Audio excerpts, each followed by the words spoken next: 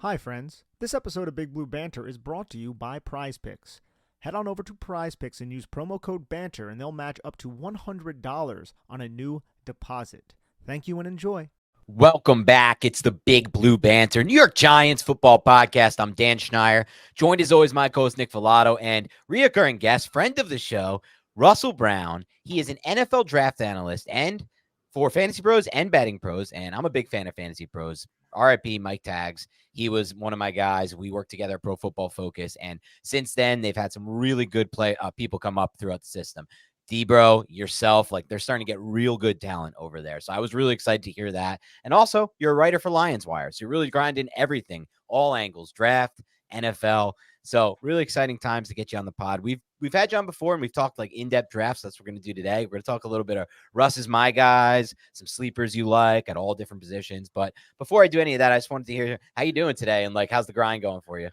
Man, I've never been so ready for the draft to just be here. It's one of the first times for me. I think a lot of it is just this was my first year covering a team and working, just doing the Lions stuff and just grinding all that tape all fall and all winter. Kind of like going into the Senior Bowl, I felt like I was behind the eight ball a little bit. And I'm like, man, like I don't feel like I'm in tune with what I'm doing right now. And then the playoff game happened down there and like, granted, it was a great season, and everything like that. And, we're quickly back and everything's good. But I will just say to Lions fans out there, first time covering the team, best year in like 30 plus years. Oh, yeah. Maybe it's me. I don't know. We'll see what happens. No, we're good, man. We're good. I'm excited for the draft. I'm excited to see what the Giants do. And then, of course, I'm excited to talk anything football all the time. All right, so as Dan likes to say, I actually want to ask a 30,000-foot view question of you, Russ, that has nothing to do with the 2024 NFL draft, but the Lions uniquely selected Jahmyr Gibbs last year in 2023 in the first round, and it was surprising to many, and I just want to know what your thoughts were on that pick, because the Lions seem to actually have a foundation in place to support drafting a first-round running back. Yeah, I was live on the Fantasy Pro stream for Jahmyr Gibbs and Jack Campbell. And I normally don't drink when I'm doing the live shows or whatever. And I had to pour myself a beer because I was so confused at what we were doing, because you get so, and this is something, as you know, we all grow in this business. I try to learn and kind of just take like, hey, a mock draft simulator only goes so far and it's not always realistic, right? Like teams are wild cards and we don't always know what they're thinking. And the Lions have shown over the course of time since 2021 that they're a wild card. They got lucky with Penei Sewell. They got lucky with Aiden Hutchinson, but they traded up for JMO in that draft. And then this past year, they were a wild card. I didn't think they were walking away with Gibbs or Campbell at all, but now I'm looking at it and like, even after the draft, I started falling more in love with it because you see how they fit. And once you see how a player fits and you understand that, then I think you can come around to that selection a little bit more, whether it's the Giants or the Jets or the Cowboys or whatever team you're a fan of. And for me specifically, when I saw the selection of Gibbs and diving more into his tape and just seeing how he fits with moving on with DeAndre Swift, I was like, dude, this makes so much sense. And the way that they're drafting, I mean, they're not hitting home runs every single time on every pick, but they have not lost a single draft pick so far that they've selected. Every single player has been on the roster up to this point. And it's like, you're hitting singles, you're hitting doubles. That matters when it comes to drafting these players. So I really like what they've done. And I think Gibbs can be an absolute superstar in this league with the way he's being utilized in that offense. I love it. And I also think they knocked it out of the park with Sam Laporta. That was a player Nick and I liked a lot, but I don't know if I even was as high as I should have been on him. Like that is looking like one of the best picks of the entire draft class at the value they got him at. I do want to actually, now that Nick brought it up, I do want to actually ask you a Lions question, because you just spent the first year watching a lot of film and covering them. Give me two players in the Lions, or if it's one or whatever you want to do, that were better on film than the average fan realized. Someone like me and Nick who don't get to watch the tape realizes. Just from like one of the rookies, or just in general overall? Anything. I'm just curious about what it looks like watching Lions, because a couple of years ago there's a player who, when they played the Giants, who I'm forgetting now who it was an interior defensive lineman, Nick, and he just flashed. Oh, it was Aleem McNeil. Yeah, Aleem McNeil just flashed on tape against the Giants. It's like one of those things where you're like, oh, I don't get to see this team every week, but when I watch them, this guy looks awesome. Yeah.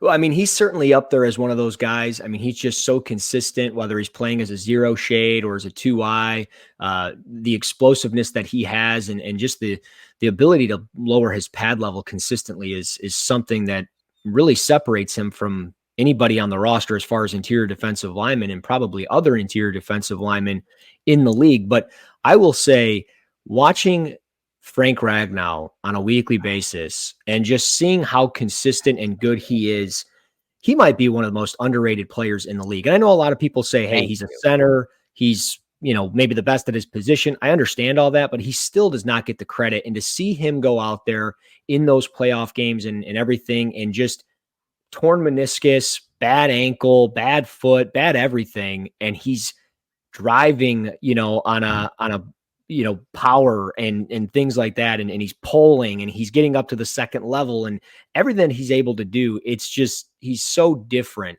And you see the impact when he's not in, because there's a couple games where he's not in and it's like, they're not able to get anything going on the interior, the way that they play the short trap game. You see it all the time. 3rd and 6, they run trap with David Montgomery and they go for 15 yards. And it's like, right. The key to that is Ragnow, and sure, the guard polling and stuff like that. But seeing all of that and just realizing how good he is, it's phenomenal stuff. And then just, another player, Brian Branch is the truth, man. You mentioned Sam Laporta, no doubt, but Brian Branch is the truth. He is somebody that didn't have a great final game of the season against the 49ers, wasn't really utilized that much, but to see him move around the box and the ability at his size to play in the box consistently and stop the run or rush the passer when he blitzes, it's different. And they have a chess piece there. And I'll be really curious how they attack the draft at the cornerback position, because they brought in Carlton Davis. We know they moved down from Cam Sutton, but they brought in Amik Robertson, who we know is more of that nickel. Branch was playing the nickel. Now is Branch going to play more of the big nickel stuff? What is he going to do with this defense? And I'm so curious, but to get him where they got him, it's great value. And he's a great player. And he's somebody that's going to probably be a stud defensively for them for quite some time. It's great insight on the Detroit Lions, ladies and gentlemen. So Russell, we want to take a deep dive on this podcast into some of these sleepers in the draft, some maybe day 3 guys. So let's just start overall on the offensive side of the football before we start getting into the nitty gritty of the position groups. Give the audience some of your day 3 sleepers in the upcoming draft. Yeah, I mean, my draft board's only got 101 players ranked. So, there's quite a few 4th round picks listed on my board, and a couple, late 3rd round picks and things like that. But one of the guys that I think might end up slipping into the back end of the second day, but maybe he ends up being a 4th round pick is Delmar Glaze, the offensive tackle out of Maryland. One of my kind of favorite offensive linemen in this draft. Doesn't really get talked about all that much and all that often, but the more and more I watched of him, I couldn't stop watching him. Like, I mean, and you guys know how it is. Once you start watching somebody, you fall in love and you got to watch them. And I put a film breakdown out on him and just clipping everything, but he's so explosive out of his stance at 6'4", 315. He's square and under control. And that's something I always look for. Where are you with your base, with your post foot and your set foot? Are you overcompensating anything? Are you, kind of over exaggerating to get to that speed rusher on the outside, or handling that line stun on the middle or on the inside? But his punches are timely. He's able to reset his hands quickly. I mean, he resets so fast. He's flexible with his lower half, really good knee bend, and he drives defenders with his inside hand. Now, there's times that he latches more so than, consistently bringing those hands with the thumbs up and locking inside. He'll more so kind of latch. And he's not always consistent when climbing, but I look at him as a guy that can play left or right tackle. 16 starts at left, 16 starts at right in his career. I think you could really develop him down the road here and make him something more than just, a backup tackle. Tyke Smith is another one, the safety. Out of Georgia. I don't know why, this is not a great safety class. I don't know how you guys feel about it. It was kind of hard for me to find a guy at safety that I really liked outside of maybe like Javon Bullard and Tyler Nubin. But when I look at Tyke Smith, he ended up getting a 4th round grade, 92nd overall player on my board. He ran a 4.46 at 5'10", 202. But he's physical, man. And I just talked about that with Brian Branch and the physicality aspect. And with teams kind of shifting more into, quarters coverage and cover 3. He can play zone. But then when you look at just big nickel and bringing guys up in the run game, that's important. You need guys on the perimeter and in that alley to tackle consistently. And I think Tyke Smith can do that. He's got some great form tackles on tape. He hits blockers too. I mean, he drives them back with power, and he's able to work his hands and get off blocks, consistently and quickly. And it's something where he works kind of outside in on it like a corner. So it's really fluid stuff that you see on tape for a safety. So I really like him as kind of a day 3 option at that position. I think he might end up outplaying his draft position depending on where he gets drafted. So I really like those two guys just to kind of start that off. And then the last one, Kalen Carson, Wake Forest, the corner. He reminds me a little bit of Jerry Jacobs out of Detroit, who was, coming out of Arkansas. He was an undrafted free agent, but 6 foot 199. He looks really comfortable in press man. He's got some experience there playing in zone. He's able to jam and redirect receivers when playing press. And in the run game, like I mentioned, you got to have those guys on the perimeter pretty consistently. I think he works outside in fairly consistently. And he's, got to fix kind of his pad level. He plays upright within his back pedal. He can kind of drift a little bit in zone coverage. But like I mentioned, more quarters coverage, cover 3, cover 1 stuff coming to the NFL. I think Kalen Carson could probably make a fit somewhere as a late, day 2 option, day 3 option for a team needing help in the secondary. I love it, Russ. I want to talk a little bit about, and they can be, I'm going to press it forward a little. It can also, doesn't have to be just day 3. I'm saying I'm going to expand it to late day 2, let's say. How about the two of the positions Giants really need help at is running back and wide receiver. Do you have any running backs or wide receivers that are sleepers for you, guys that might be there late day 2 or day 3? Yeah, I'll be really curious where people value Ray Davis in the league. I like him as my 4th best running back in this draft. My 66th overall back. I mean, I'm not trying to be hot takey or anything like that. Just a guy that you watch him. He's a weapon as a pass catcher, man. And I think that matters when we look at this league and the way teams are shifting into kind of a pass first offensive mindset. Not everybody's doing it. The Lions run the ball, like I mentioned, all the time on 3rd and 6, but you look at him and just the way he can run angle and swing routes consistently. It's great stuff. He's really patient. He lets his blocks develop. He's got a flexible lower half with quick feet. His vision could certainly use some improvements. He runs into traffic a little bit. Long speed's going to get tested. Only a 4.52 in the 40, but at 5'8", 211, good compact frame, and just a guy that, sure, a little bit older at 25, but he might be a 3rd round pick. He might be a 4th round pick. He might be a 5th round pick. I don't necessarily know, but that's what I like about this running back class is that there's not a clear-cut favorite, and I don't need to overspend for the position because I know I'm going to probably take them between day 2 and day 3 of the draft, and I can trust that I can put them in there with kind of a committee type of role or a potential starter role, and I think Ray Davis can do that, and I love that you're running all these clips on him because he's so talented. I mean, he's just a difference maker, and he's played a lot of college football between Vanderbilt and Temple and Kentucky, but so much to like with him. And then just another running back that I like probably more the consensus, and he certainly fits the day 3 option, and that's DeJuan Edwards out of Georgia. 4th round grade for me. Top one, again, I do my board a little bit differently. I assess it like how maybe an NFL team would. I pick guys that fit me. I'm not going to get to every single player in the draft. Now, he's not overly explosive. He, only had a broad jump of 9.6, not, size is going to be somewhat of a concern, I guess, at 5'9", 207. But man, the more and more I watch him, and we've talked about this, I'm not a pro comp guy by any means. I try not to force it. I hate pro comps. But when I watch DeJuan Edwards, there were times I'm like, man, like that's a little bit like Brian Westbrook, like just some of the things that he was able to do on some outside zone runs and getting outside in space, the jump cuts, the way he changed direction. It was all there. And I thought from a blocking perspective, he might be the best blocker at the position. I mean, the way he picks up blitzes and drives guys into the ground, it's impressive. He can make defenders miss in tight spaces. I just like the fluidity, the way he can run and the way he kind of changes the pace in the backfield. So he was used in a limited way at Georgia. There's so many mouths to feed, but he played in 51 career games there, started 9 games in 2023, has a lot of experience on special teams. I think that this is going to be a guy that probably carves out a role somewhere just because of what he can do. What's going on, Big Blue Banter listeners? I'm excited for the football season for several reasons, and one of those reasons is Prize Picks, which is North America's largest independently owned daily fantasy sports platform, and it's so simple to use. Instead of battling thousands of other players, including professionals, sharks, and people who are going to exploit you, you pick more than or less than on 2 to 6 player stat projections, and you just watch the winnings roll in. It's very simple to play and gives you a little extra skin. I've set my picks in less than 60 seconds. There are so many stats to choose from, and the withdrawals of funds are easy and quick.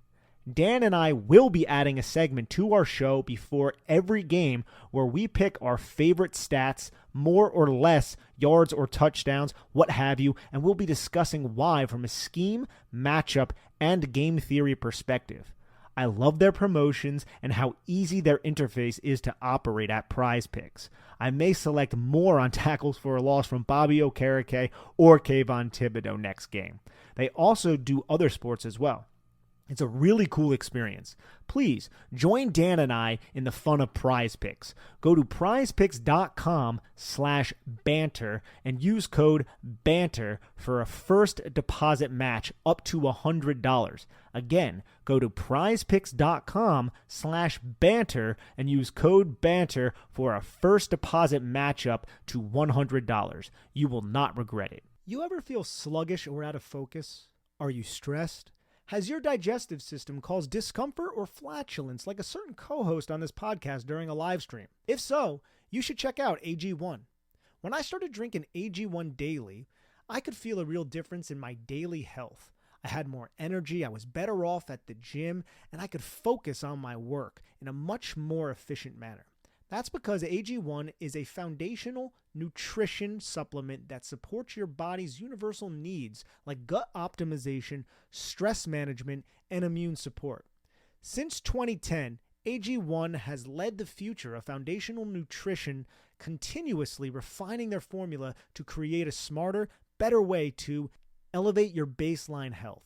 Not only did I replace my multivitamin with AG1, but I love that every scoop also includes prebiotics, probiotics, and digestive enzymes for gut support. I recommend AG1 to all my family and friends because AG1 has a team of doctors and scientists that formulate around the latest science and maintains high quality standards within the industry.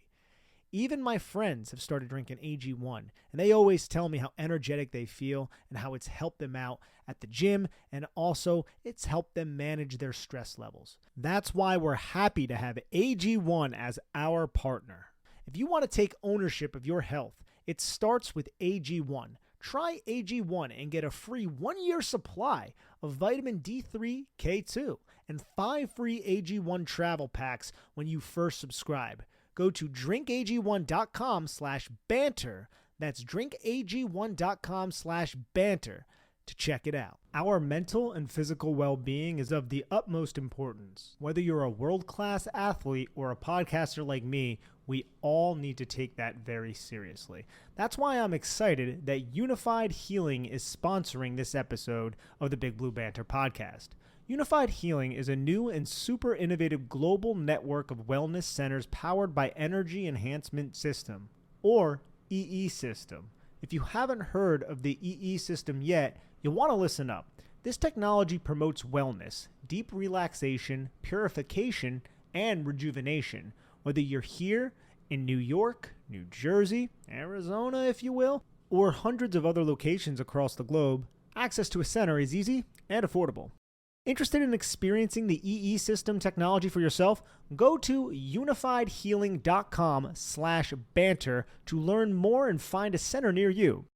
That's UNIFYD healing.com/banter. No material or testimonials on the Unified Healing website are intended to be viewed as medical advice or a substitute for professional medical advice, diagnosis, or treatment. Always seek the advice of your physician or other qualified healthcare providers with any questions you may have regarding a medical condition or treatment. And before undertaking a new healthcare regimen, include EE System. I love both of those calls. Ray Davis is a personal favorite of mine. I think there's value to be had in drafting him because he's going to get docked for the age and for how many, the tread on the tires, things of that nature. But there are also studies recently that show that actually from a hit rate standpoint, you want the running backs who got a lot of touches at the collegiate level because it proves they can do it at the NFL level. So that's just something to consider. And on the flip side of that, I just love getting talent from Georgia that maybe didn't get a chance to be fed because there's so many mouths to feed, like you said. Also, when I watch him, I see somebody who really does a good job of lowering his pad level, which is something I always like. And you said like maybe small. I actually like the 5'9", 207 build best for running backs. Like I'm always looking for under 5'11" for my running backs. That's where I feel like they're at their best for that specific position. I don't love the tall guys like DeMarco Murray who kind of run high. So love both of those calls. I'll be honest with you. I'm with you. Like that's kind of what worries me a little bit about Jonathan Brooks and Trey Benson. Fun players, but they both run high. You can't tell me they don't. Like they just do. And there's no doubt about it. Jonathan Brooks can lower his pad level, have some great lateral cuts, and he's got some really good vision. But there's also times he runs into traffic and garbage for no reason at all. And this is a guy that's coming off a torn ACL, off of only like 246 career carries. My thing with Trey Benson, like you mentioned, running upright, really reminded me of more so like TJ Yeldon than anything else, not Delvin Cook or anything. Great call. You guys got some great references on this pod right now. But that's what Trey Benson reminds me of a little bit, so not saying he's going to be that, but it's just kind of what the play style reminded me of. So I'm hoping he proves me wrong, but if I'm going to spend an early pick on a running back or try to take the best one, to me, the best one is Blake Corum. I think he is the most pro-ready running back.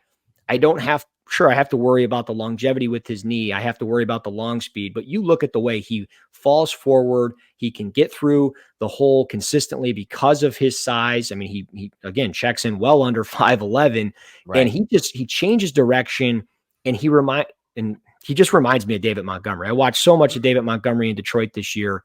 He is so comparable to that. And I just said I'm not going to do pro comps, and here I am throwing them all out on running backs. Which are kind of nailing them, if I'm going to be honest with you. Yeah. Well, I appreciate it. But yeah, I mean, just the every time I watch Blake Corum, you go back to 2022, 2021, like he has been consistent across the board. And outside of that injury, I mean, we're talking downhill runner, falling forward, running through initial contact. I love what he provides. And I think the vision, the pace, the patience, all of that he runs in is a total package to be a potential number one back for an NFL team. And certainly in this draft, he could come away as probably the best back. One other possible day 3 running back I wanted to ask you about is Oregon's Bucky Irving. He's kind of a polarizing prospect. Some people love him. Some people hate him. I kind of view him as somewhat like a Jaylen Warren, maybe a slightly less explosive Jaylen Warren type who can come into the NFL. He's going to have a good role in the NFL, but it's not going to be like your 20-touch type of individual. So can you tell our audience what you feel about Bucky Irving? I like Bucky. I really do. The only reason why I moved him down just a little bit down my board was simply because of the combine. I just didn't know what to do with him at 5'9", 192, a 40 time, a 4.55, and a 29.5-inch vertical. Long speed comes into question there, not overly explosive, checked in way kind of, I don't want to say undersized, but 192 was not what I was expecting for the way that he plays. But that is a credit to his game because I think he is a physical runner. He does take some unnecessary shots, though, in the open field. And I wonder, does that catch up with him down the road? In the Pac-12, it might not, but in the NFL, it certainly can. But I like the way he changes direction, very flexible lower half. I think he's efficient in a zone scheme. He shows that he can bend and break those runs. Certain runs to the perimeter with good, he gets to the perimeter with good burst and strong contact balance. And I think he can be an established pass catcher. I think on screen passes, those Texas routes, angle routes, he's going to find a role there. He might lack the explosiveness, but I'm with you. I wonder, does he kind of carve out that Jaylen Warren role for a team? And maybe it is Pittsburgh that he ends up with, and they just put in, 3 running backs there with Najee, Jaylen Warren, and Bucky Irving. But I think he's a polarizing player. I'm with you. I'm curious where he ultimately lands. I could see, round 2, round 3 somewhere. But at the end of the day, I think he ultimately falls into that 4th round category just simply because of the testing. I think Bucky Irving is going to fall even further. If I had to guess, That's kind of testing at that size. Yeah. It's going to scare teams. And I'll be honest, when I watch him, he's one of the guys that to me look like is not going to project to the speed of the NFL game. We'll see if I'm wrong about that or right about that. But there's been running backs throughout time that are just not projected for the speed of the game. I want to talk about a player who might project. I have a couple more running backs I want to ask you about. I'm going to start with probably one of the hottest like sleeper backs during draft season, at least the one I've heard a lot. Analysts break down.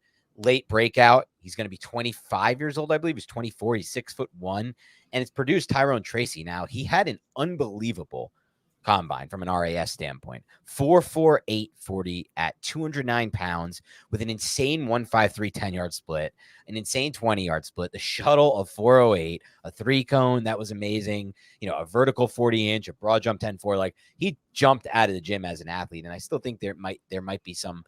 I've heard that NFL scouts really like these players that are late converts to a different position because they feel like they have just more to unlock with them. What are your thoughts on Tracy? Is the hype warranted? Yeah, he's a guy that I with my board, it's always 3 games or more. I only watch 2 games of him, but I will say former wide receiver turned running back, runs high, but an impressive pass catcher with speed to go to the distance. He should eat yards and touches for today's game. But my biggest thing is, like you mentioned, 6'1". Does that come into play by any means? Running high. But I think when you look at getting a guy touches, and we kind of saw this with the Washington Commanders and the way that they were doing things with like Brian Robinson and Antonio Gibson and stuff like that. If he can find an offense like that where he can get 10 to maybe 15 touches a game, I think it could do wonders for him. And again, there's special teams value with a player like that, because I think he can be a part of, the return team in a sense, especially with the new kickoff rule and stuff like that. You can get the football in his hands. He might make some guys miss and get some yardage out of that, whether it be a returner or just blocking. But he is a fun player. But you just watch that cut right there. Like, it wasn't anything crispy or smooth. It was just, kind of tight and just making a defender miss because of a poor angle. Trey Benson's another player who reminds me of that. Not a lot of like make you miss in a phone booth. He just kind of manipulates the angles, which is just a different style. Nick, did you have someone? I had one more back I want to ask, but you can go. No, please go. Okay, I want to ask about one more back and your thoughts on this back. This, to me, is the better version of Bucky Irving, at least as far as what I think will translate to the NFL. And it's Will Shipley out of Clemson. I'm a big fan of Will Shipley. He's my kind of back. And especially because, like, look, I'm not the type of guy who sits here and says, what's your 40-yard time as a running back? That's what I care about. But I do care about your athletic profile overall, your ability to change directions. Can you jump? Like, these things matter. Or your 10-yard split, your 20. Like, these things matter to me because it's a very big athleticism position. And he is another guy who just knocked it out of the park. He was the 81st most athletic running back at a 1,904 since 1987 with just elite grades, 10-yard split, 20-yard split, even a 4.45 40. The shuttle was great. The 3-cone was great. The vertical, the broad, across the board. 5'10", 206. What are your thoughts on Will Shipley's tape? Yeah, he's another one of those guys that fell into that category of 2 games or less. And the other running backs that were there were Tracy, Estime from Notre Dame, and Jordan from Louisville. But with Will Shipley, really fun player. He runs hard, but he runs into contact at times, I thought, for no reason. High cuts, but should excel in that passing game. Great athlete, as you mentioned. You look back at his like track and field times. In 10th grade, he's running the 55-meter dash in 6.36 seconds. Multi-sport athlete, playing lacrosse and basketball. And that stuff matters because it just goes to show how athletic those guys are and that they can handle the grind. I mean, if you're handling that through 9th and 12th grade, you can handle, some of the stuff that comes with the NFL to an extent. It's obviously a little bit different, got bills to pay and stuff like that. But I like Will Shipley. I do. I think he can carve out a role because of the pass catching element. And I think he's one of those guys that when I think of like what the Jacksonville Jaguars have been doing, just plucking Clemson Tigers, like, does he just not land there and carve out that role as that third down pass catcher to kind of alleviate some of the stress for ETN and Trevor Lawrence and stuff like that? But he's a fun player. I just wish I would have watched more of him. And I wish when I watch him kind of cut through some traffic, I wish some of those lateral cuts would have been a little bit more crispier, but at the same time, I wish he would have just made the cut rather than trying to run through a guy. Like, bro, you're not an overly big back. You don't got to run through somebody. Just make a miss. Yeah. I love that take. Will Shipley's somebody that I definitely need to get my eyes on too here before the draft. So I want to transition though to the wide receiver position. And we've, I mean, ad nauseum just talked so much about Malik Neighbors and Roma Dunes and all the first round guys and even the second round guys, the Ricky Pearsalls, the Lad McConkeys of the world. So Russell, can you give our audience some of your favorite around the day 3 type of wide receivers, some of your favorite sleeper type of wide receivers? Yeah, I mean, one guy is Malik Washington out of Virginia. He fell into that 2-game territory for me. I watched him back in probably late October, November, and just never circled back here. But fun slot player, going to bounce off of contact consistently despite his size. Great change of direction ability, got some yak ability as well. I want to watch another game or two, but he's a guy that I think when you think of like Zay Flowers last year, that's kind of the player that's been always talked about for him because he went to the Shrine Bowl and Zay did that. Malik did that, had a strong week there. Malik does not run his routes as violently as Zay Flowers does, but Malik is going to be a fun slot player, maybe more of that gadget player. And that certainly fits, I think, what the Giants are looking for with those pass catchers. I mean, they kind of already have a bunch of those types of players, but if that's their thing, that could certainly be a player that they fall for. But some other wide receivers, just looking at the board a little bit later, I'm really curious what the NFL is going to think of Brendan Rice out of USC. I think he's a late day 2 pick, but more of that 4th round range of player at 6'2", 208, 450 or 455 in the 40-yard dash. But great size for the position with long arms. He's always catching away from his body. He plays physical and he's able to withstand contact to kind of run after the catch. I think he's efficient when using that hesitation hop release against press. There's some of that element to his game. It's not always consistent, and he's not as fluid as like a Devontae Adams and some of the pass catchers in this game with the lateral quickness. But I think when teams are looking for maybe more of that X receiver, I think of like Detroit, but even, you look at maybe the Giants, if they're looking for maybe a little bit of a bigger receiver, I think Brendan Rice is really intriguing. So he's probably that guy that's more of my favorite, just simply because of what I saw from him at the Senior Bowl. I thought he tested okay for his size. And I think at the end of the day, like that's probably where he goes. And then the other one, I don't know if he's going to go early or late. I don't know where he's going to go. Jamari Thrash, though, Yes, out of Louisville, probably one of my favorite players in this draft. 5'11", 188, ran the 40 in 4.446 seconds. Not a blazer by any means, but when we talk about route running, to me, he's the most experienced route running receiver, because when you look at his Louisville tape, he runs everything that's on the route tree. Maybe not everything, but just about everything. I mean, he's changing direction. He can win at all 3 levels of the field. He makes some really good adjustments on back shoulder throws. Now there's times he's got late hands. Sometimes they're a little bit too late, but at the end of the day, like really good burst and pacing within his routes, and the hand timing to high point the football and catch away from his frame is really solid. Now, drops are a concern. He had 17 of them in his career per Pro Football Focus, so that's a little bit of a concern, and he might struggle a little bit against press. But when you're looking for a guy that can probably play inside and outside, more destined to probably play the slot in the NFL, he's just a fun player, man. And I think he could be, a guy that maybe slips into the 4th round just simply because of a run on other players. But I'm so intrigued by his skill set and seeing him at the Senior Bowl as well. Like he's just such a fun player. And I think Jamari Thrash is probably going to be better than most people predict. That's Jamari Thrash out of Louisville, Brendan Rice, the son of Jerry Rice, out of USC, and Malik Washington out of Virginia. Jamari Thrash, I feel like, is the prototypical type of wide receiver that gets overlooked and during the draft process and sometimes falls. I don't want to compare him to this player, but reminds me of wins in somewhat similar ways to this player, Terry McLaurin, who fell in the draft big time, despite obviously being clearly an NFL player that should have been a 1st-round pick based on what we've seen. I'm not comparing him fully to that, but I do have that similar, just the way that they win. It's not flashy. So I really like that call by you. That's funny, man. There was somebody that popped in my mind because Jamari Thrash, a little bit of a bigger guy, but not gigantic, right? Like I think he's hovering around 6 foot. fluid though after the catch. Like you Yes. saw on that clip that I was playing, he can catch it and then he can quickly turn on a dime. And I'm trying to make an NFL comparison here, even though I'm just like you, Russell. Like I hate NFL comparisons, and I've tried this draft cycle to make more of them because I understand the value and the merit to making an NFL comparison, even though I think it is kind of, just a media thing, really. Like a lot of these players, they're not really akin to the guy you're comparing him to, but it's fun. And now I can't come up with the player that I am thinking of. So it's an absolute waste of time. Josh Palmer, maybe? No, I think he's more like Josh Palmer is just a better overall receiver, but I think he has like a little bit more fluidity to him than maybe a Palmer. I think I would agree with that. Romeo Dobbs? Is that where Dobbs, a little Romeo Dobbs. I could settle on that because I'm sitting here panicking like, oh gosh. I'll say this about the comps. I agree with you guys on it. You guys don't like giving them that much, and I agree with you.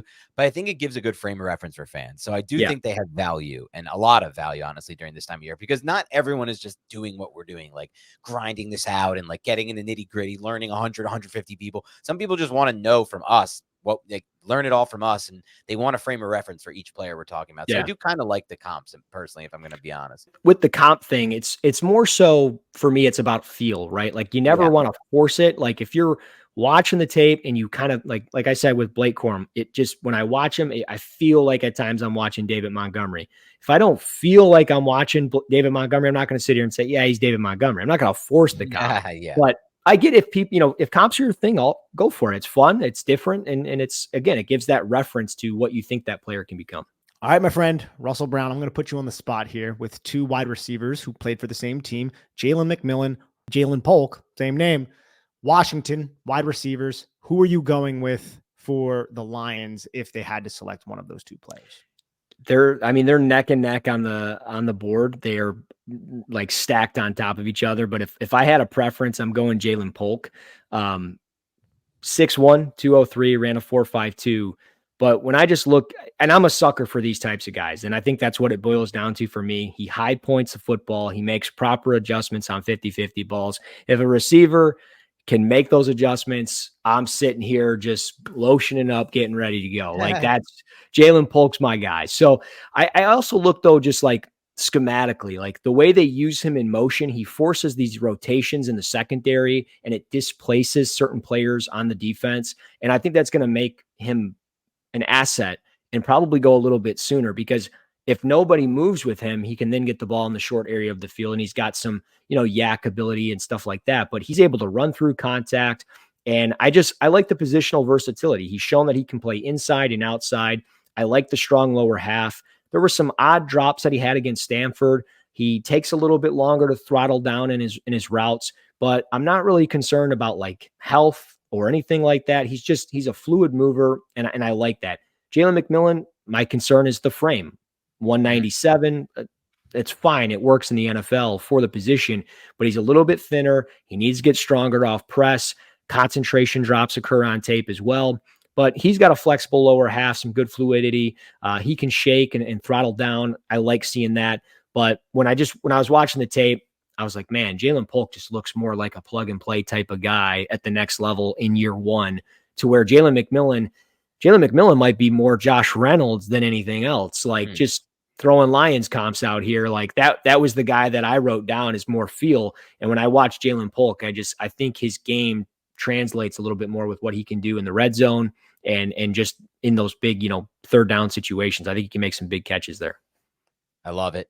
I want to ask you, while we have you here, Russ, about a player who I think he's a sleeper in this class. And I think he's kind of a sleeper because the wide receiver class is so deep and there's so many players. But this player has a few things I like about him. One, he's late changed to the position, started as a quarterback, sees the field like a quarterback, I think, which is really important, really helps the wide receiver. We saw that with Julian Edelman.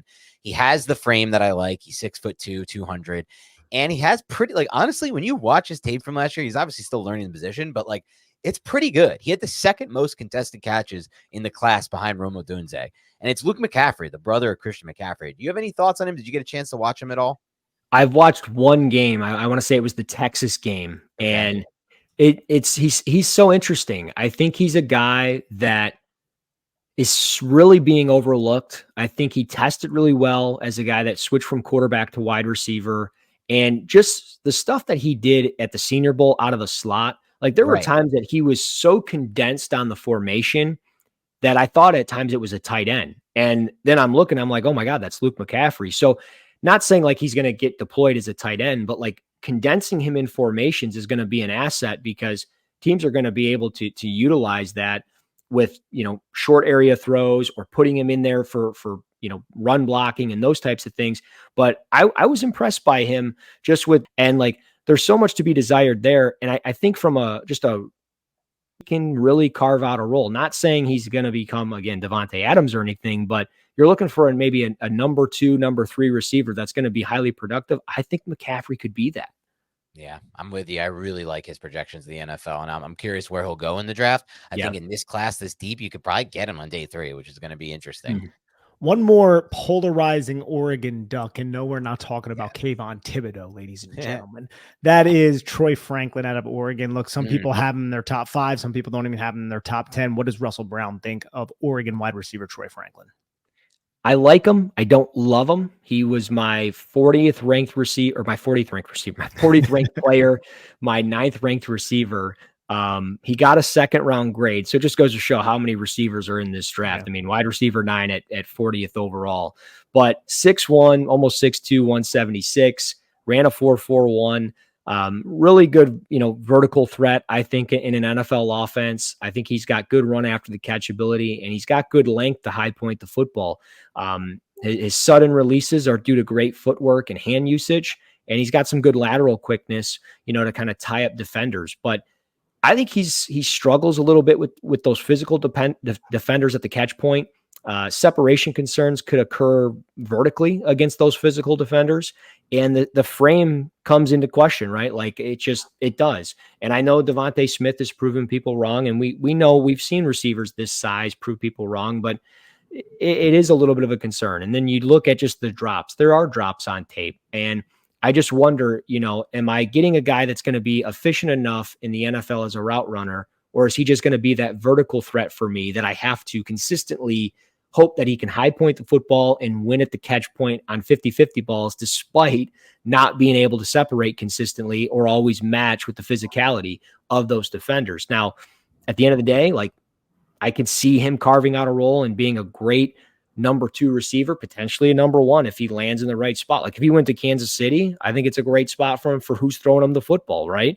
But if he goes to, I don't know, let's say New England, where we don't know what quarterback they're going to take and there's some uncertainty there, it's like, I don't know what his projection is going to be at the next level. If he goes to Carolina, if Bryce Young doesn't figure it out, I don't know what he's going to be at the NFL level. So I think where he goes matters more so than what he is as a player right now. Hey, Dan, how close was Russell there to saying, you know what, I'm just going to piss off the entire New York Giants fan base and not say the Patriots and say the Giants? Did that cross your mind? It probably say, I'm on a New York Giants podcast. I'm probably not going to say that. I mean, it did. I was like, man, I don't know if I trust. I mean, but that's the thing, though. Like, if Daniel Jones is healthy, we've seen him throw the football relatively well, but it's just like, I don't know what the longevity is for him in New York.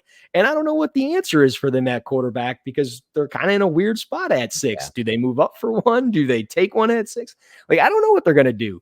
But you look at quarterback situations, and yes, the Giants unfortunately fall into that category. That deserves. I mean, the Giants haven't moved the ball through the air for years now. If you look at the numbers across the board, they're one of the worst passing offenses in the NFL. It's a reality. I know some fans don't want to hear it. They want, blame whoever, but it doesn't matter who you blame. The reality of the situation is this is not the best place to go for pass catchers right now. That's what it is. It could change. It could always change. Look, Houston wasn't deemed to be a great place for pass catchers before last year. Now all of a sudden, everyone wants to go there. Stephon Diggs is thrilled to go there. Somehow he's happy to get away from Josh Allen, which I don't agree with him on, but you know what? At least he wouldn't be going to this team than F. Stroud. So things can change. We'll see what happens on that front as far as the passing goes for the Giants. But I want to transition a little bit, Russ, and start to get into some of your guys in this class. And here's how I want to do this, because I know you may have a good amount, and we want to hear not only who they are, we want to hear just to remind the fans what school they went to and everything like that, what position they played. So I'd like you to go over a player that's one of my guys in this class, and then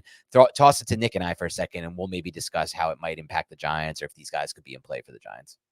So Javon Bullard is one from Georgia.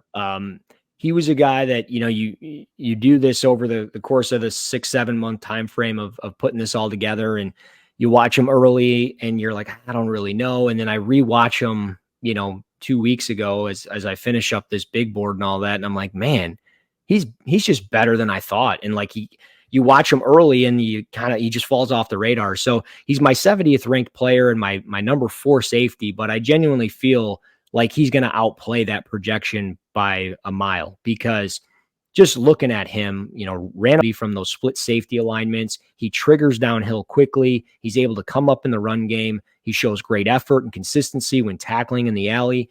I think he's really patient with his pad level. He's always willing to take on blocks, and that frees up other defenders, and that's important. And I just look at him, and I think the NFL is going to value him probably much more than the media is. Now, there's some stiffness in his hips on those vertical routes. There's times he gets turned around. What safety doesn't?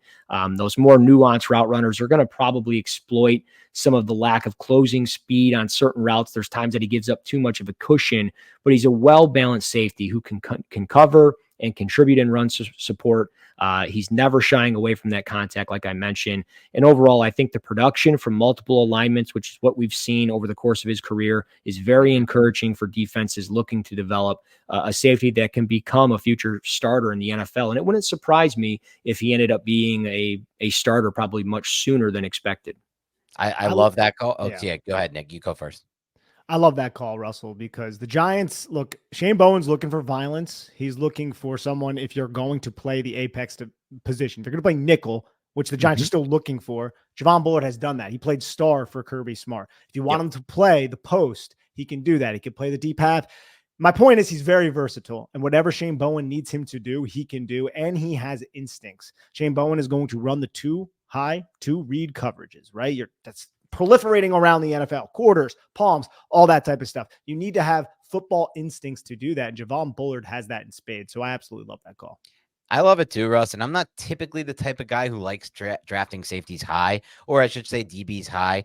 But I'm definitely open to this one at 47 because I get a little shades of the type of DB that I like. The ones that I like, and look, the Giants just lost a player who was just as versatile, or not just versatile, but similarly versatile at the collegiate level under Nick Saban. And then once again with Martindale and Xavier McKinney. And if you look at this profile for Javon Bullard, he had 510 snaps in the slot in 2022, 144 in 2023. His role changed. He played a different role. He was in the deep half for 362 snaps, according to Pro Football Focus, right? He played in the box, a good amount, both the last 2 seasons. He's played outside corner at times. He lined up on the D line at times. He's just one of these types of guys. And the thing that stands out the most to me is what you said, like that fiery, competitive, aggressive, physical nature. I've heard from Scout like this, and this one's always stuck with me. The thing that they really want the most in their DBs is that competitive nature and that violence and that fiery attitude. And I just think adding this guy to this defense is kind of exactly what they need after losing Xavier McKinney. So I'm very open to him at 47 overall for the Giants, and he's probably one of the few safeties I will like in that spot. Yeah, I mean, the next one is Renardo Green out of Florida State. Nice. I love this guy. I mean, I've watched a lot of defensive backs in this draft just simply because, I mean, looking at it from a Lions perspective, I think there's a need there to get another defensive back, whether it's at safety or corner. But looking at Renardo Green, like, I'm a little surprised more people aren't talking about him. I mean, he's my 84th ranked player. He ran a 4.49, 6 foot 186, super experienced defensive back with the versatility to play corner and safety. He's done both. Very physical at the line of scrimmage, and he forces receivers to kind of one-dimensional releases. He doesn't get really switched up and all that stuff with the lateral quickness that some receivers have. Sure, he's going to probably get got in the NFL at times, but I love the aggressiveness at the catch point. He comes up and tackles. He's got the lateral quickness to kind of run in the hip pocket of receivers on in-breaking routes. He gets a little too grabby. I mean, that's definitely a thing. It's going to lead to penalties. He gives up sometimes too much of a cushion on those deeper routes, and that's going to, bring up some questions about long speed, and more so I think it's hesitation with him. I think he's more so guessing on what the route is going to be from the receiver. But at the end of the day, like physical press man corner, experience on the perimeter at safety in the slot. I like the aggressiveness at the catch point. I think when we look at teams at cover 3, cover 1, like we've talked about, he fits. And he's a baller, man. He's a playmaker. And I thought he had a great Shrine Week. I thought he had a good combine. And I think when you look at 3rd round corners and guys that could probably outplay that, I think Green is certainly one of those guys. He just kind of got that dog and feistiness in him. And you see it, and it just, every single time you put on the tape, it pops. Big fan of Green and what he was able to do against Malik Neighbors in week 1 against LSU. I wanted to actually ask you a quick question, though, about him. So do you think he has enough versatility to play some sort of safety role in a defense, a lighter safety role, but say like a dime or quarter package, he could fill a different type of role because he has a different body type and somewhat of a different play style to him than a normal cornerback? I think so. I mean, I look at kind of what, the Lions did last year with Ifeatu Melifonwu, similar in a sense. Like there were times that he played outside, but then he would play in the slot, and then it's kind of projected that he's going to take over some type of split safety or single high role, probably more split safety, and Kirby Joseph will be the single high guy. But just ultimately, yeah, I think he can. I just, you never know, right? Like you put out the hope that he can do it, but what's going to happen when he gets into training camp and all that stuff? So I think so. Obviously, we'll see. Yeah, I mean, look, he has some interesting numbers too. If you look at some of the advanced stats, allowed just a 51.7 completion rate against last year, according to Pro Football Focus. He was tied for the 6th most enforced incompletions with 16. I do think, at least judging by the profile that I see of him, and I haven't watched him much, he may be a better fit for what the Giants had with Wink Martindale and more of a man-heavy defense than what they're going to have. But I don't think that's necessarily a limitation for him, because I think, as Nick's mentioned and done a great job illustrating this entire offseason, there's going to be a ton of, it's not like the Giants are going to go away from all man coverage. It's going to be pattern match. It's going to be all sorts of different coverages that Shane Bowen's going to utilize. So I think he could probably fit somewhere. I love the question you asked about maybe if he could play safety, Nick, because that's something that I think is possible maybe year 1 or maybe somewhere down the line. So it's another great my guy, and definitely someone who could be on the radar for the Giants at pick number 70 overall. So with their 3rd round pick, or if they trade back, or if they trade back into round 3. So definitely a great call there. Who's your next my guy? Yeah, it's not a podcast if I don't talk about this guy. I have to. Gabriel Murphy out of UCLA. I don't know what any of you guys think about him or what the fans think about him, but I love him. 6'2", 247. And I know there's concerns, right? Like 30.5-inch arms. I have no idea what the hell we're going to do with that. He ran a 4.68. The athletic profile is very odd for a 6'2", 247-pound edge rusher. But if I'm going to take him on the late part of the 2nd round, or somewhere on the 3rd round, or maybe even the 4th round, I don't know where he's going to go. But when you watch the tape, and I'm a tape guy, you can't tell me that he's not one of the better edge rushers in this draft. Like, just the tape speaks for itself, and he is so consistent with his hands and the quickness, the effectiveness with his hands. I think it's some of the fastest and most effective hands of any pass rusher in the draft. And I think Laiatu Latu's the best pure pass rusher in the draft, but I don't think Gabriel Murphy's that far behind him, just with the hand usage stuff. I think he works his hands quickly. He's got an effective counter move to beat the opposition. He shows that consistently, whether it's the arm over, sometimes it's a push-pull, sometimes it's just dip and rip, drop the shoulder. The swim move, though, is really his money. That's where he makes it. I don't know how the hell he does it at 6'2", 247, but he finds a way. The alignment versatility was impressive. Like, you're looking at 6'2", 247, and he's playing over the guard. He's playing over the center. Right. Then he's out wide against the offensive tackle. Like, I think that's all impressive. And then just backside pursuit to become a bend and chase player. He chases down plays. Again, he's going to get chest to chest with offensive linemen. He's going to get turned. He's going to get washed. He's not going to be always consistent against the run, but situationally as a pass rusher, I think he's explosive enough. That's a tongue twister. And effective with just everything that he's able to do. And play style wise, like, there's a little bit of Alex Highsmith to his game. Maybe he doesn't have that spin move like he does and the things that he's able to do, but Gabriel Murphy's a fun player. And I'm going to be going to my grave on this one for 2024. And I think he's a guy that I'm going to bet on and hope that he sticks. I like it because so many people talk about Latu over there, and it's like just Murphy was incredibly productive. Like, there are some games that he had, like, Colorado and Washington State, where he's just wildly productive. And if you look at the numbers, like, we're not big sacks guys for production. We like hurries, hits, and pressures. That's what we go by. And I mean, this dude had 75 quarterback hurries over the last 2 seasons, and he didn't have that many pass rush snaps. Like looks like it was just under 600 or a little over 600 snaps to get that kind of production. And I love what you said, because Shane Bowen is going to be looking for a versatile lineman. He played 75 snaps over the B gap last year, 13 over the A gap, 42 over tackle, 314 outside of tackle, 131 off ball. Like, does a lot of different things. And his pass rush win rate, if you go by that type of stuff, those like advanced metrics, and his true pass rush grade, according to Pro Football Focus, these are just like elite numbers. So the production was there at the college level. And I love that you're putting you're putting it to the pedal to the floor. You're saying this production is going to carry over to the NFL game. Dude, so if you just want to watch a technically sound edge group, just turn on the UCLA Bruins. Yes. With Gabriel Murphy and Liatu Latu. Coaching that group.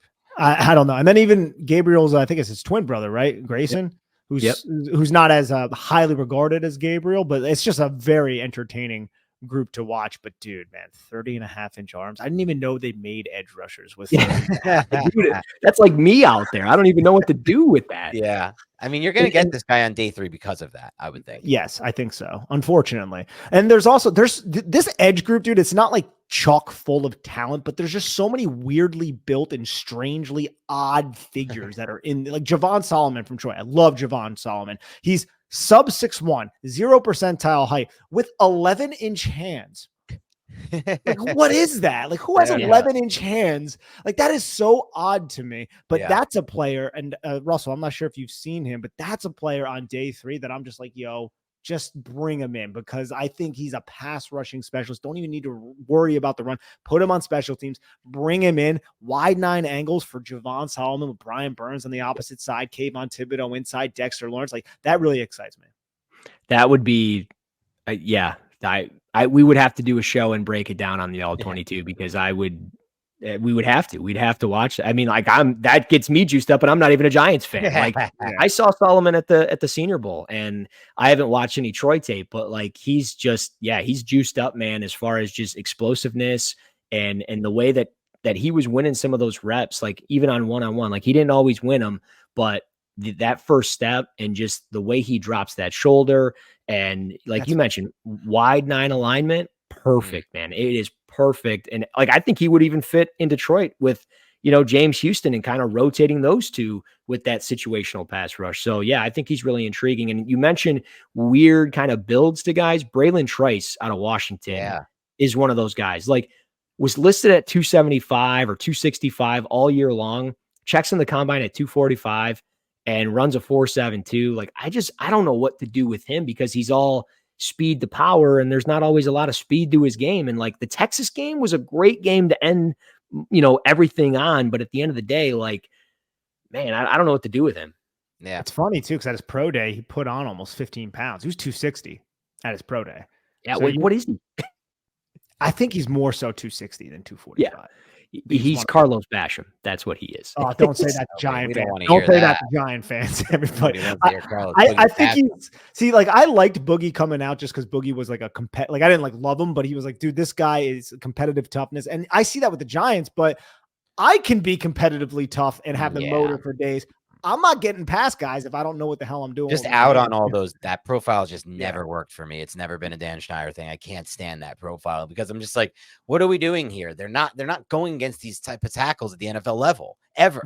One of my early draft misses, and Russell, you're going to remember this guy.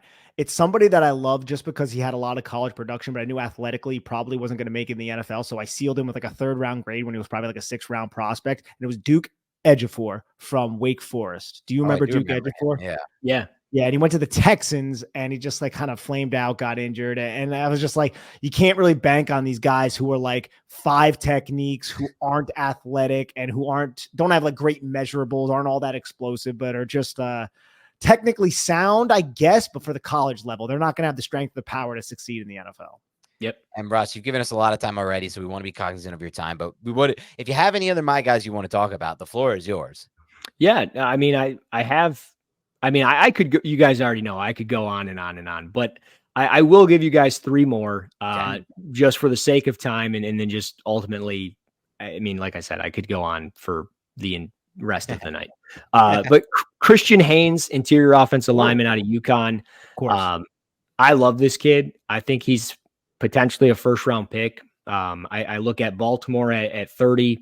They lost Kevin Zeitler. I think they need a plug-and-play right guard. I think when we talk pure guard, not guy that can play center, maybe guard like Zach Frazier. He's a center. He might play guard. Troy Fatanu, is he playing tackle or guard? Graham Barton, he's a left tackle all day.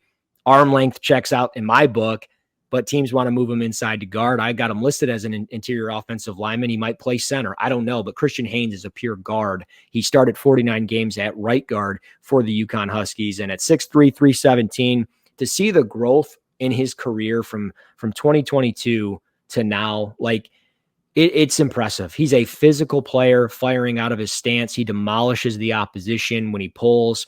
He can get out in space, seal off defenders at the second level. He shows no limitation when he pulls. Like that's the thing. Like you gotta get a lot of guys that get out there and they just kind of wander off and look for something. He finds it and he gets it. And I like the way he handles line stunts consistently. He stays square and he just finishes defenders in the run game, like just drives them into the dirt. His hand strikes can get a little bit too wide, but when I think of guys that just have the desired play strength and lateral quickness to succeed in the NFL, I think Haynes fits that. And his brother Marcus was a UDFA to the Denver Broncos last year. He's now on the Houston Texans, I believe. But, Haynes is a former wrestler, obviously a football star. I look at him and I just think plug and play. He could be, somebody that if they're looking to continue to clean up that offensive line, I mean, I know they brought in John Runyon and some of the players that they brought in, but if they're looking for another guy, Christian Haynes could be that guy, and just pounding the table as my guys, Christian Haynes all day long.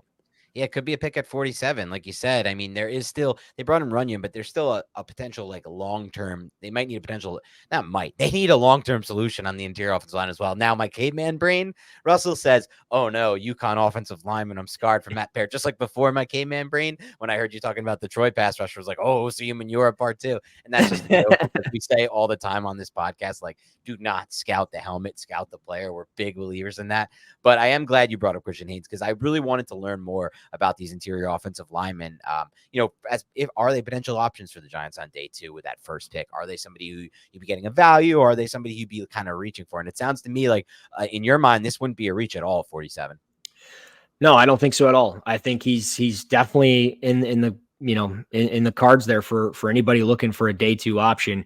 But like I mentioned, I think he could sneak into the first round because we all know that back end of the first round gets a little sneaky and weird. And I look at Detroit and Dan Campbell kind of made an interesting comment. I know they brought in Kevin Zeitler, but he's only here for one more year, or this year. Who knows what's going to happen? Can he stay healthy? He's gone 181 games as a starter in his career. It's bound to catch up to him at some point. So do they get the backup plan with like a Christian Haynes? I think it's possible. And a lot of that is because he said a comment in an interview talking about the growth of a player. That's something that him and Brad and the scouting department look for over the course of time, over the last 2 to 3 years. What's that growth like? And I'm like, that's the first player I thought of. I'm trying to read between the lines. I'm probably reading too much into it, but because in my gut, I feel like the Lions are going offensive line in the first round. I was wrong last year, so we'll see what happens. But I think Haynes is certainly a guy. It makes a lot of sense. Now I want to put you on the spot real quick. Christian Haynes, Cooper Beebe, both on the board at 47 for the Giants. Who does Russell Brown prefer the New York Giants to select if Russell Brown was a New York Giants fan? I mean, I'm sure Giants fans are going to be real happy with me, but I'm going to say Christian Haynes. It's close. I like Cooper Beebe, but he's my 47th ranked player. Haynes is my 42nd. Beebe's a fun player, though, as I'm sure you guys have highlighted throughout this draft process. The things I like most about him, though, experienced player as well, 48 starts, as Haynes had 49, willing run blocker, looks to finish blocks. I think there's some versatility in his game. He's played left tackle. I think he could play center in a pinch. But my biggest things with him was the lack of length, only 31.5-inch arms. And I thought just there were times like he was a little bit slow out of his stance periodically. Now, there were times that he would pull and seal off those linebackers or nickels that were blitzing and those types of things, and he would clear those guys out. But I wonder, is he a guy that has did 2023 catch up with him in a sense? Like when you look at 2022, it was great stuff. And then he came back and he just kind of was the same. And as I just talked about, that continuous growth, Haynes had that continuous growth. BB kind of was like this and then just kind of leveled off. So I wonder, does that catch up with him in the NFL by any chance? I'm not exactly sure, but he's a fun player and he's definitely worthy of a top 50 pick in my book. All right, let's get to those final two my guys of yours. Yeah, Lad McConkey, wide receiver, Georgia. Yeah, there it is. Yeah, I mean, I got to throw a sexy pick in there out there somewhere. I can't bore the audience forever, Exactly. but 5'11", 186, 4.39 in the 40. Experience, just he's a route runner, man. His releases, the way he moves, it's the best of just. I mean, it's just so good. Like he's so fluid and he's so knowledgeable, and like you can tell that he watches the tape. And there's depths and mix all of these release packages together to make something happen. But he's such a fun player, and I think he's a guy that probably is going to be more of that slot receiver just because of the size, but with that release package and the way that he can win with his speed vertically down the field and the way he runs his route with his pacing and wins at all three levels of the field, he feels like a player that can play outside if you needed him to. But again, probably more of a slot receiver. But I know the size will get questioned, but when you look at immediate starter, late day one, day two, the potential is there for this guy to be a number one receiver in the NFL. I really believe that. And it's a lot of it, sure, possession wise, he's going to maybe catch 80, 90 passes for only 1,000 yards. So he's not going to, blow the doors off statistically, but he's going to keep the chains moving and keep an offense in rhythm. And I think every successful offense needs a guy like that to help the offense stay in rhythm. I love it. And we're living in a different world right now. The number one wide receiver doesn't have to just be 6'4", 200 running a 4.3 anymore. Like you can have different schemes. Like the best breakout receiver from last year's class was Puka Nacua, who is not the mold of the classic prototypical X. The Lions have devised a scheme where Amon-Ra St. Brown is legit number one receiver. He's awesome. He's one of the best receivers in the NFL. He was not your prototypical X, right? Like this is based on what Ben Johnson was able to devise there. And so player like Lad McConkey, to me, maybe he still gets a little bit of knock because of the size and maybe some concerns about playing X. And that just leads to whoever gets him getting more value, in my opinion, because I'm sure whoever drafts him has a big plan for him. Yeah. McConkey is such a trust the tape, bro, type of guy. Yeah. You look at him, you're like, dude, you're telling me a 5'11", 186 pound receiver who had less than 500 receiving yards last year. Is this good? What are you talking about? But then you try to you're like, oh yeah, no, you're right. Yeah. Because dude, he's so crisp, just so crisp and reliable. Yeah. No, he's a fun one. And the last one, I was going to go with the UCLA linebacker, Darius Muasu. I think I'm saying that correctly, but I'll hold off on him for maybe a different time. I got to go with my top linebacker and truly one of my favorite players in this draft. And it's Edgerrin Cooper out of Texas A&M. 6'2", 230, ran a 4.5 40, 34.5-inch vertical, 34-inch arms. When like every draft process, I always go, who had the best tape and like against a specific team. And every year it's somebody different. And when I think back to Alabama, Texas A&M, Edgerrin Cooper against Alabama was some of the best tape of any prospect in this draft, period, hands down. Nice. And what he was able to do in that game as a pass rusher, what he was able to do in the box, it was impressive. Like his change of direction ability and making a tackle essentially aligned in a 20 in the B gap and making that tackle in a 0 because of the lateral quickness and the flexibility within his lower half is so impressive. The way he rushes the passer is so impressive. I just look at him, alignment versatility, motor on every single snap. He sifts through traffic. He has that flexible lower half, like I said. Good fluidity and knowledge of where to be in his coverage drops. I think he's got to stay under control a little bit more. That'll help clean up some missed tackles. He plays a little bit high and it exposes his chest a little bit when trying to find the football. That just makes him a little bit easier to block from time to time. But at the end of the day, like just a good football player that you can build your defense around as a Mike in this league. And again, he can rush the passer. He can do so much. Maybe he's more of a Sam. I don't necessarily know what a team's going to do with him, but just looking at his tape, like, I mean, he's all over the place and he's such a fun player, top 30 player for me. And I didn't put him in a first round mock yet, but it wouldn't surprise me if he snuck in there, just because if a team's looking for a playmaker, if Jack Campbell can get in the first round, I think Edgerrin Cooper can too. I love that call. I absolutely love this call. And I'm a little upset with Dan and I that we have not talked about Edgerrin Cooper. Yeah, we haven't really talked much about him. And I've only seen him a little bit. I haven't done a full evaluation on him, but I'll tell you one thing, and you can just see it in those clips as well. Violence. Yeah. Football is still a very violent sport, ladies and gentlemen. Doesn't matter what they're doing. New Giants defensive coordinator Shane Bowen said he wants that. That's his motto, violence.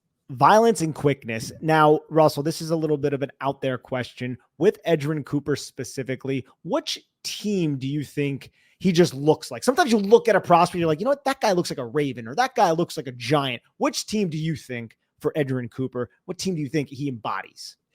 Well, if I had to put him in just a hypothetical as far as first round, how can you not say San Francisco, putting him in there with Fred Warner? Yes. We saw what happened with Greenlaw, blowing out his Achilles, getting on the field and stuff like that. He's been so banged up. Do they look to pivot from him and try to build somebody else in there? I think Cooper makes a lot of sense for San Francisco, but the first team every time that pops in my head is Houston Texans. DeMeco Ryans all day long. This is his type of football player. And if I'm not mistaken, they have the 40th or 42nd overall pick. He falls right into that radar, and it just would not surprise me. I don't know what his over-under is. I can't remember offhand. I can pull it up, but he is a Houston Texan all day long. I love it. That's Russell Brown. He's a writer for the Lions Wire. He's also a writer and analyst. Sorry, go ahead.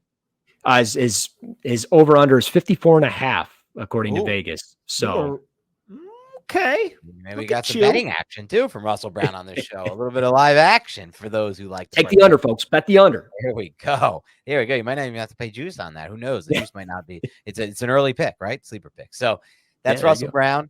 He's writer for the Lions, analyst for Fantasy Pros and Betting Pros for the draft. Excellent analyst. You can tell from listening to this podcast and hearing him on before. We got sleepers tonight at running back. We got sleepers at wide receiver. We got sleepers in the offensive line, edge guys. We got my guys, just guys that you think are just better values than the consensus suggests right now. Love that kind of show. That's my kind of content. So I'm excited for the listeners to hear this. Thank you for joining us. Everybody else, have a great rest of your week, and we'll talk to you soon.